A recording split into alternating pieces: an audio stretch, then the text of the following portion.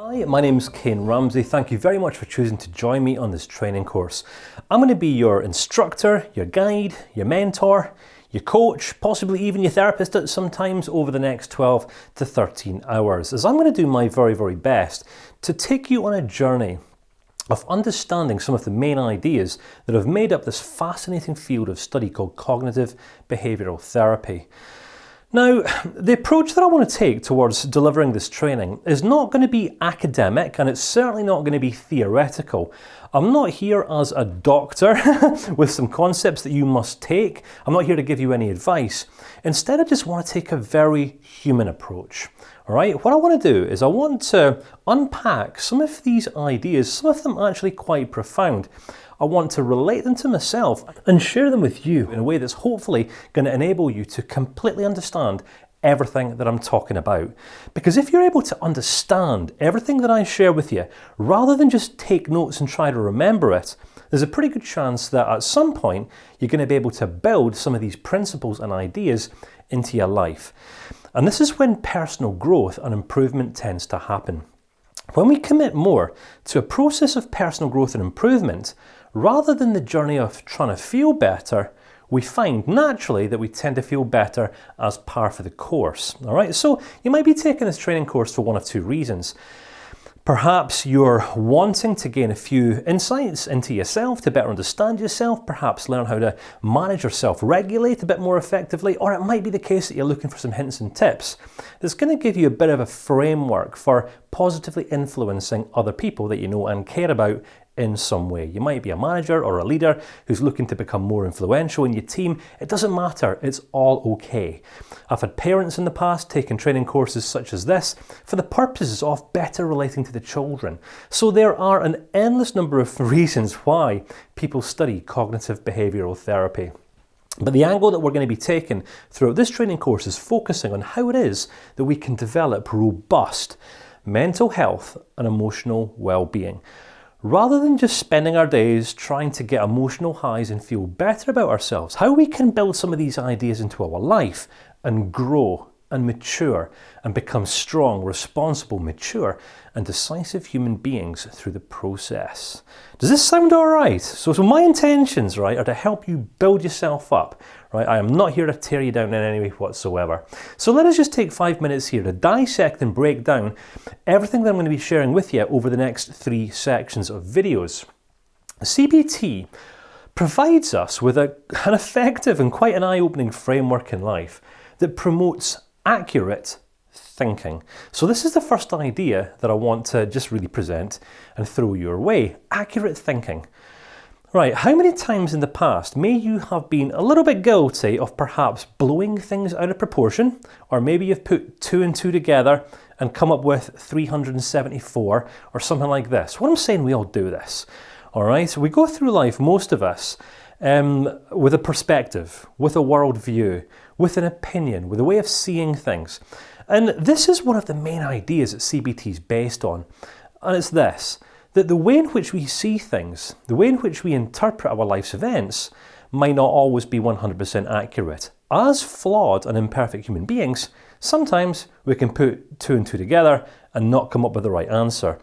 And in the same way, this is very true about how it is that we relate to sometimes ourselves, other people, and the world at large. All right, so we're going to be taking a bit of a look at exactly what CBT is, exactly what it isn't, and how it might be a little bit more relevant to your life than perhaps what you may previously have considered. So I then want to share with you the Cognitive Behavioural Therapy Communication Framework. Now this is a fascinating idea because some people think that communication is just about us talking to people or having a discussion with people, but it's not. It's about significantly more than that, because we all have this inner dialogue going on all of the time. All right, can you relate to lying in bed on a night time and you can't get to sleep and your head's going a million miles an hour? Well, what's happening? You're thinking about stuff.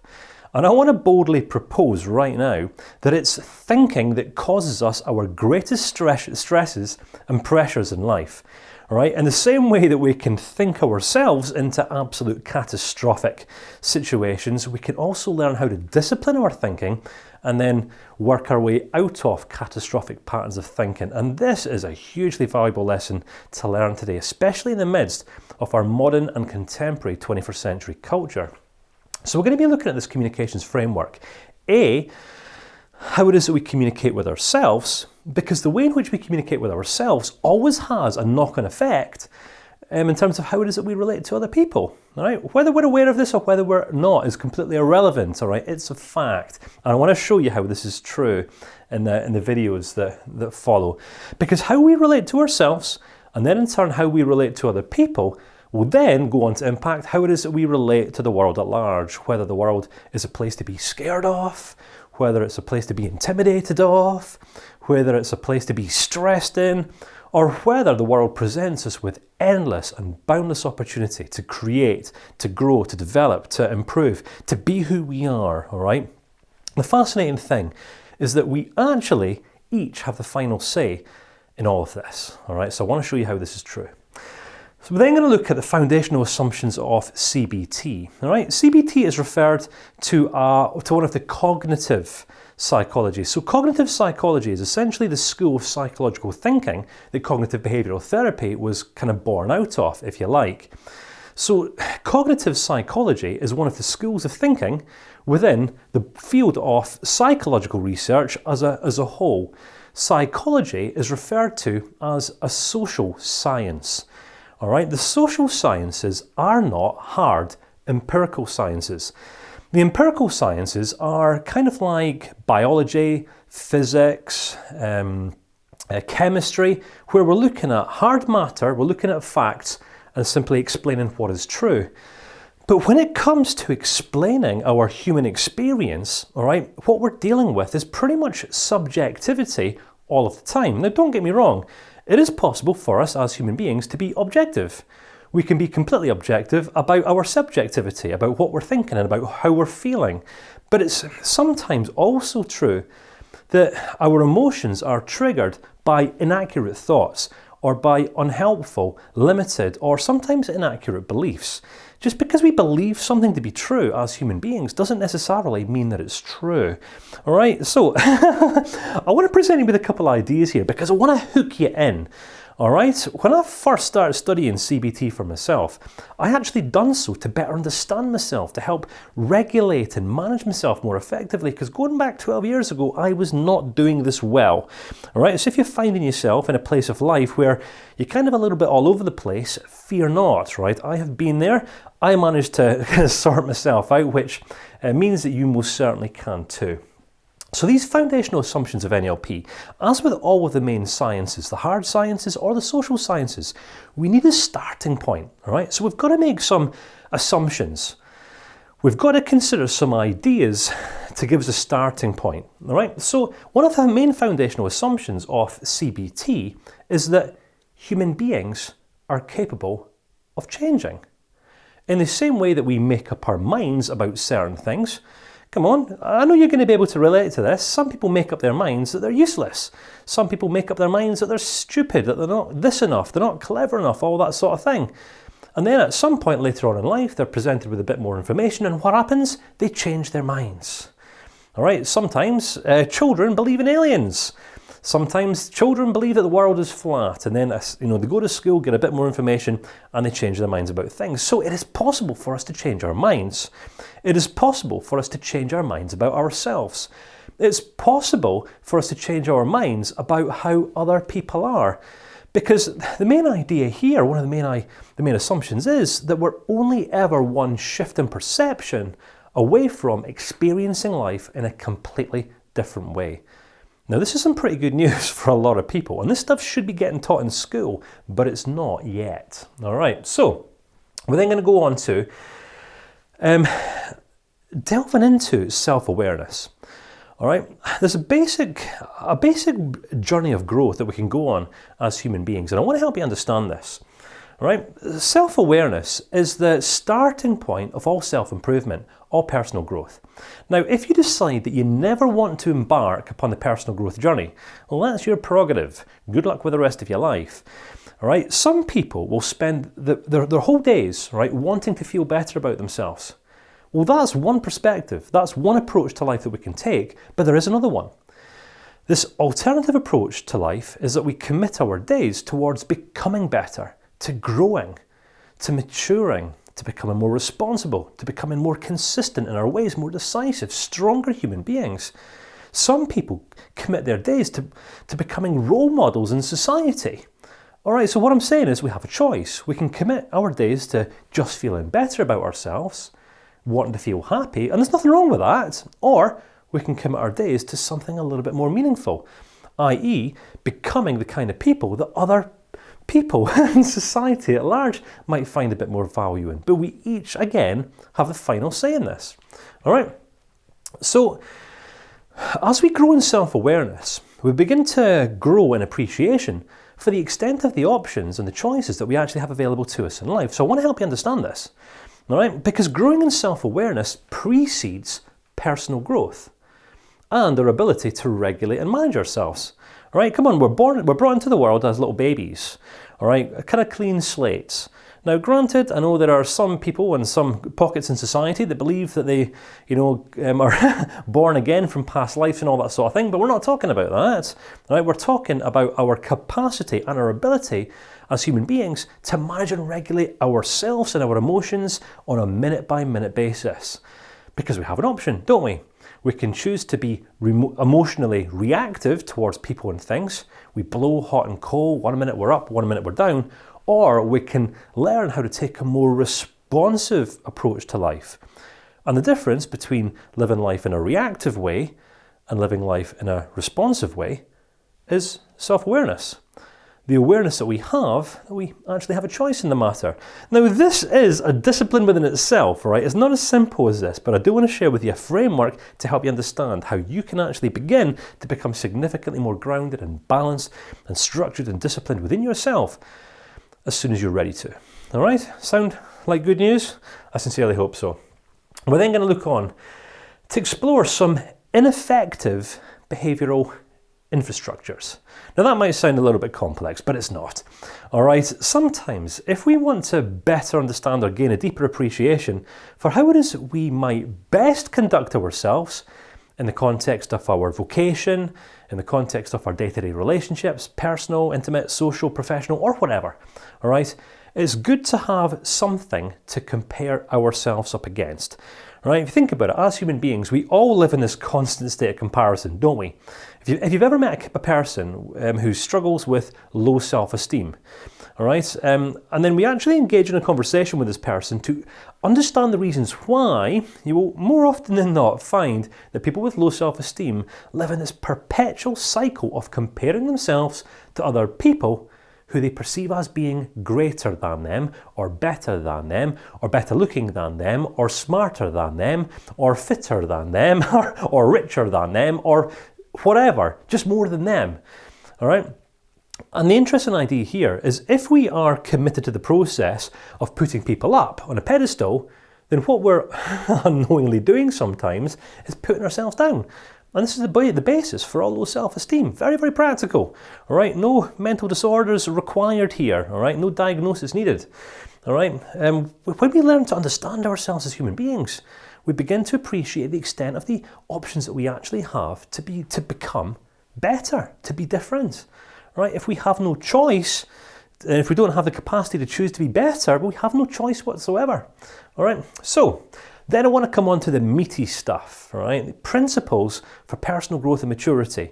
Right. I'm not going to be giving you deep breathing techniques or kind of nonsense to go and make you feel better right now. Instead, I want to share with you some principles that you can actually go and build into your life in your own time, to develop yourself, to drive yourself, to push yourself to become better, to become more responsible, to become more decisive, to become more consistent, and to become stronger, to become a more valuable human being. Because I can guarantee, if you were to be completely honest, that if I was to say to you, just picture the kind of people that you would like more of in your life, and then I was to present you some options, consistent, decisive, strong, mature, responsible people. They're attractive people to be around, aren't they? They're attractive people to keep company with. And we each have the choice to become one. All right, so I want to share with you some principles for personal growth and maturity here. Then we're going to look at some basic people skills and social skills, because our ability to communicate well with other people influences how it is that we experience life on a day-to-day basis. When our relationships are going well, we feel okay. When our relationships are not going so well, we tend not to feel okay. Why is it, do you think, that the world of therapy and healing and coaching is so popular today?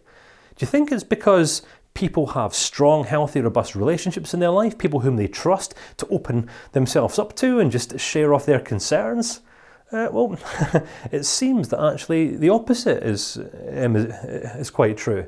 Could you imagine what might happen if, say in schools and colleges and higher education systems today, right, rather than children getting taught a foreign language or getting taught about the 180 different genders that are now kind of evolving throughout society, could you imagine what might happen instead if children were taught how to relate and interact with other human beings in an effective and a mature and a responsive way? My goodness, I reckon society would be in a very, very different condition. All right, you might disagree, but listen, that's okay.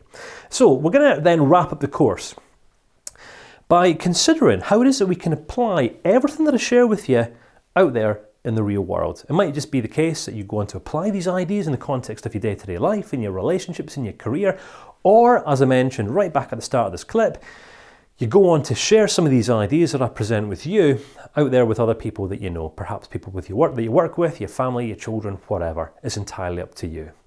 Alrighty, so just a few other points before we jump right into the teaching. There is a Facebook community, right, which is my own Facebook group. It's called Principles into Practice. Now, if you engage in some of the ideas that I present with you, right, feel free to join the Facebook group and just simply discuss what you're learning, right? The group is not a help me group, right? So it's not where you go along and voice your problems or your concerns. Instead, you go along and you can ask questions to our other members. I think we've got like 55,000 people or something like that. And you can discuss and share what you're learning, gain new perspectives, because this gives us another means by which we can continue to grow and develop. There are course resources. Now, if you're taking this training course in Achology, the training courses are going to the training resources are going to be quite easy to find. If you're taking this training course in one of the other course marketplaces, such as Udemy or Skillshare, something like that, that's fine. You might want to log into this course on a desktop. All right, usually the additional course resources are a little bit easier to find. Sometimes it can be tricky finding them on a mobile phone, right? So there's around about 10 different downloadable resources you can download, you can print off, either use on yourself or share with other people. It's entirely up to you. Discuss what you're learning, all right? Whether you join the Facebook group, whether you're a member of Achology, talk about what you're learning with other people. What I've found over the years is that as I speak things out, all right, especially if they're complex ideas that I've not come across before, I have this tendency of better understanding them within myself. Right, so this can be a really good way that you can get the most from this course. Where's to ask good questions? Inside of the Facebook group, inside of Achology if you're a member, or friends, family members, and society at large. Where to practice new skills? Well, out there in the real world. All right, you can take a training course like this and you can get some information, but this is not the extent of the learning. This is just kind of like the starting point for you. Nothing's going to change for you. This course cannot change your life. It can't fix you, can't heal you, can't make you mature, can't make you become more decisive, more responsible. I'm just a guy sitting on the other side of the screen. Well, standing on the other side of the screen. It's going to be down to you to determine whether you apply and build these ideas into your life or not, because if you're willing to, you're going to benefit much. There's over 12 hours of video-based training, and you can join this course skill-free. So if you get through the risk-free. So if you get through the next couple of clips and you decide you don't like me, don't like the teaching, whatever, you can get your money back. No questions asked. Right, that's it. That is the introduction officially over. So I've dumped a whole load on you. I hope this is okay. In the next clip, I'm going to look forward to just taking a little bit of a deeper look into exactly what cognitive behavioural therapy is and how it is that you might potentially stand to benefit from it.